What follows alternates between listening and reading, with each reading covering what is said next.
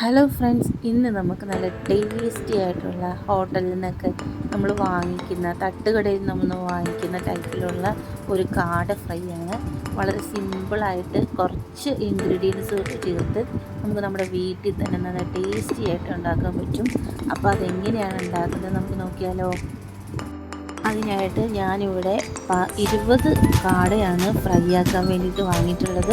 അത് നന്നായിട്ട് കഴുകണം, അതിൻ്റെ തൂവലൊക്കെ അവിടെ ഇവിടെ ഉണ്ടാവും. അപ്പോൾ നമ്മൾ അതൊക്കെ വൃത്തിയാക്കണം നന്നായിട്ട്. കടക്കാരൊന്നും അത്ര വൃത്തിയാക്കി നമുക്ക് തരത്തില്ല. അപ്പോൾ നമ്മൾ നന്നായിട്ട് കഴുകി നല്ല കല്ലുപ്പിട്ടിട്ട് നന്നായിട്ട് കഴുകി വെക്കണം. അതിനുശേഷം അതിലോട്ട് വരഞ്ഞ് വെക്കണം, നമുക്ക് വരയിടണം. അതിൽ മസാല പിടിക്കണമല്ലോ, അപ്പോൾ അതിനായിട്ട് വരഞ്ഞെടുക്കണം.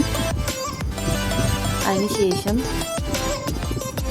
നമുക്ക് ചതച്ച ചുവന്ന മുളക് ഇട്ട് കൊടുക്കണം. അത് നമുക്ക് എരിവിന് ആവശ്യമായിട്ട് നമുക്ക് ഇട്ട് കൊടുക്കണം. അതിനുശേഷം കുരുമുളക് പൊടി ഇട്ട് കൊടുക്കാം. ഞാനിവിടെ 1-1.5 സ്പൂണോളം കുരുമുളക് പൊടി ഇട്ടുന്നുണ്ട്. അതിനുശേഷം നമുക്ക് മഞ്ഞൾപ്പൊടി ഇട്ട് കൊടുക്കാം.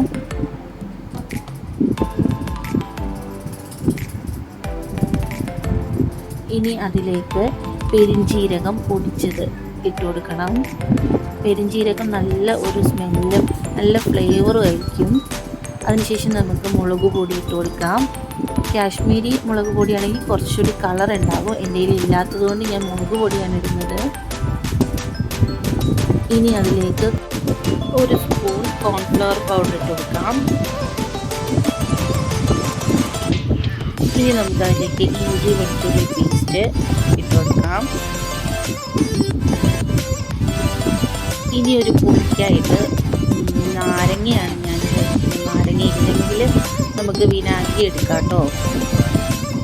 പിന്നെ കുറച്ച് കറിവേപ്പിലയും ആവശ്യത്തിന് ഉപ്പും കൂടി ഇട്ട് കൊടുത്തിട്ട് നമുക്ക് നന്നായിട്ട് ഇറക്കി കൊടുക്കാം.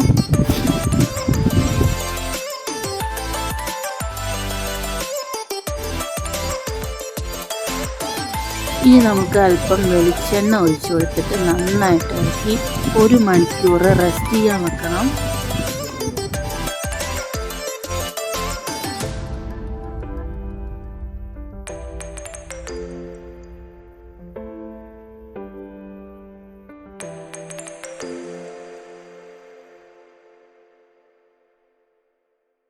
ഇനി നമുക്ക് ചൂടായ എണ്ണയിൽ ഓരോന്നായി ഇട്ട് വറുത്തെടുക്കാം.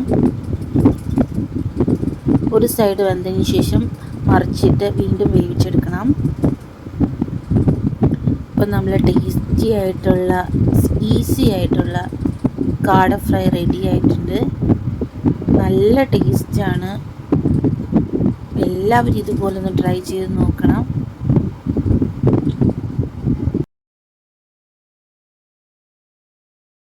അപ്പോൾ നമുക്ക് പുതിയൊരു റെസിപ്പിയായിട്ട് വീണ്ടും കാണാം. Okay, bye guys.